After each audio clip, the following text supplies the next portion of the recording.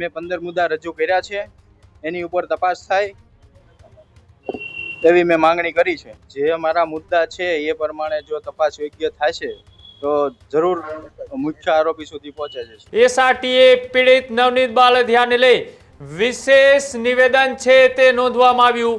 પીડિત નવનીત બાલધિયાએ એસઆઈટી સમક્ષ નિવેદનમાં કર્યો મોટો ખુલાસો।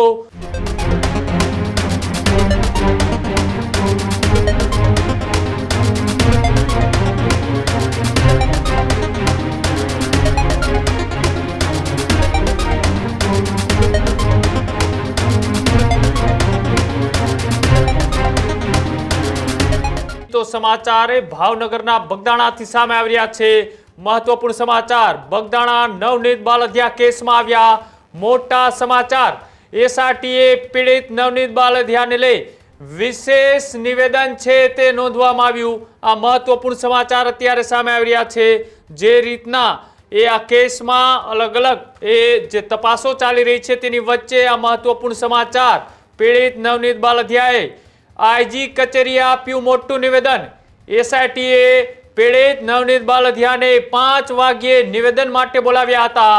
આઈજી કચેરીએ 3 કલાક સુધી તેમની પૂછપરછ ચાલી અને ત્યારબાદ નિવેદન છે તે નોંધવામાં આવ્યું।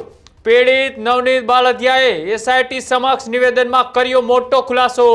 મુખ્ય આરોપી વિરુદ્ધ 15 પુરાવા નવનીત બાલધિયાએ એસઆઈટીને રજૂ કરી અને નિવેદન છે તે નોંધાવ્યું। કોળી સમાજ કહેશે તો પણ કેસ પાછો નહીં ખેંચવું, આવું નિવેદન નવનીત બાલધિયાએ જ્યારે તેમની પૂછપરછ અને તેઓએ નિવેદન છે તે આઈજી કચેરી ખાતે એસઆઈટીને આપ્યા બાદ આ આપ્યું છે અને તેઓએ કહ્યું છે કે મેં જે પણ મારી પાસે પુરાવા હતા એ પુરાવા એસઆઈટીની ટીમને આપ્યા છે। મને વિશ્વાસ છે કે મને ન્યાય મળશે। આજે 3 કલાકની જે પૂછપરછ ચાલી છે આ પહેલા પણ 2 પીઆઈ જ્યાં કેસની તપાસ કરી રહ્યા હતા તેમને પણ ગઈકાલે પૂછપરછ માટે આઈજી ઓફિસ ખાતે બોલાવવામાં આવ્યા હતા।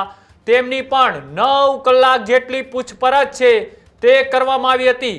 ત્યારબાદ આજે પીડિત નવનીત બાલધિયા પણ આઈજી ઓફિસ ખાતે પહોંચ્યા હતા। શું કહ્યું તેઓએ નિવેદન નોંધાવ્યા બાદ આવો તે પણ જોઈએ।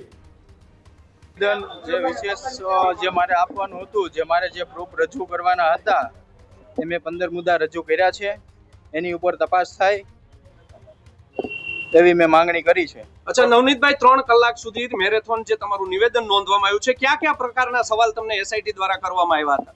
સવાલ તો તપાસનો વિષય છે। જાહેર કરવાથી તો તમને ખબર છે ને મને ખબર છે કે જાહેર કરવાથી આરોપીઓને ક્યાંય ને ક્યાંય છેડા કરવાનું મળે, એટલા માટે મુદ્દા જાહેર કરતો નથી। શું લાગે છે આજે તમારું નિવેદન નોંધાયા બાદ તમને હવે એસઆઈટી ઉપર કેટલો વિશ્વાસ છે કે તમને ન્યાય મળશે? જે મારા મુદ્દા છે એ પ્રમાણે જો તપાસ યોગ્ય થશે તો જરૂર મુખ્ય આરોપી સુધી પહોંચે છે। નવનીતભાઈ, શનિવારે પણ 2 પીઆઈ નો જે અહીંયા તપાસ શરૂ થઈ હતી એ બાબતે શું કહેશો? એ બાબત તો એ તપાસનો વિષય છે, એમાં તો મને કાંઈ ખ્યાલ નથી। જે કાંઈ એસઆઈટી વાળા એમની પૂછપરછ કરી અને જે કાંઈ કર્યું એ મને ખ્યાલ નથી। નવનીતભાઈ, એક કોલ રેકોર્ડિંગ પણ વાયરલ થયું હતું જેમાં આરોપીઓ બદલાવાના આક્ષેપ થયા હતા, એ બાબતે તમે એસઆઈટી સમક્ષ ખુલાસાઓ કર્યા છે કે એ તો પૂછવામાં આવ્યું હતું કે ભાઈ આ કોઈ કહે છે કે ભાઈ એ મારો તપાસનો વિષય અમે જાહેર ન કરી શકીએ। તમે તમારી વાત ઉપર મુકમ છો? હા, હું મારી વાત ઉપર શરૂઆતથી એવું કહી રહ્યા છો કે જયરાજભાઈ આહિર દ્વારા હુમલો કરવામાં આવ્યો છે, તો તમે એવું ખુલીને શા માટે નથી કહી શકતા કે તમારી પાસે શું એવિડન્સ છે?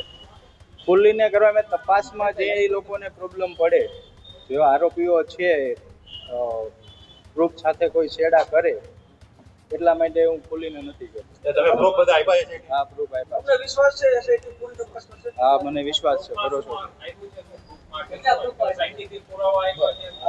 લેખિત આપ્યા છે, અન્ય માણસોના નામ પણ ખુલશે જે તપાસમાં। મેં જે જગ્યાએ અમુક જે કાંઈ રચના થયું આ તે થયું મને મારા જાણ્યા મુજબ જે કાંઈ મારી પાસે પુરાવા હતા એ મેં આપ્યા છે। તમારી પાસે સમાધાન માટે પણ દબાણ આવી રહ્યું છે હા, એવું કશું કરતા છે એની કે રાજકીય લેવલમાં મારે આજે સમાધાન નથી કરવાનું અને કાલે નથી કરવાનું, બરોબર? મારે મારો સમાજ સાથે છે, મારા આગેવાનો સાથે છે। જે મારા આગેવાનો દ્વારા એસઆઈટીની રચના થઈ છે એ તપાસ ચાલે છે। અત્યારે તો એવું થોડું લાગે છે કે યોગ્ય દિશામાં ચાલે છે અને હજી પણ યોગ્ય દિશામાં તપાસ કરશે એટલે મૂળ આરોપી સુધી પહોંચી જવાશે। એવી મને આશા છે. નવનીતભાઈ 20 દિવસ થયા છે તેમ છતાં હજી કોઈ નિષ્કર્ષ ઉપર પહોંચી નથી એસઆઈટી. હવે શું લાગે છે? તો એ તો તપાસનો વિષય છે. એમાં ટેકનિકલ પુરાવા ભેગા કરવા માટે થોડો ટાઈમ લાગે છે. એફએસએલ માટે જે એના રિપોર્ટ માટે બધી વસ્તુ બધાના મોબાઈલો જાય ને જે એના લીધેથી આપણે થોડું લેટ થાય છે એવું કહેવામાં આવ્યું છે. નવનીતભાઈ, જે તે સમયે તમે એવું કીધું કે પુરાવા નાશ કરવામાં આવ્યા છે, એવું કેવો મામલો પણ છે? એ પુરાવા નાશ કરવા જે તે જગ્યાએ આરોપીઓ ખોટી ઓલા રોકાણા હતા જ્યાં કાવતરું રચ્યું ત્યાંના સીસીટીવી ફૂટેજનું એવું જાણવા મળ્યું છે કે એ લોકોએ હાર્ડ ડિસ્ક બદલી હોય કે સીસીટીવી ફૂટેજ ગાયબ કર્યા હોય એવું મને જાણવા મળ્યું છે. નવનીતભાઈ, તમારી ઉપર ગંભીર આરોપ થઈ રહ્યા છે વિવિધ પ્રકારના, જેમાં ગેરકાયદેસર ખનન હોય કે પછી અન્ય પ્રવૃત્તિઓ હોય, તો તમારી ઉપર પણ આક્ષેપ થઈ રહ્યા છે. સોશિયલ મીડિયામાં વિડીયો પણ વાયરલ થઈ એ બધું મારો કેસ ડાયવર્ટ કરવા માટેનું બધું છે.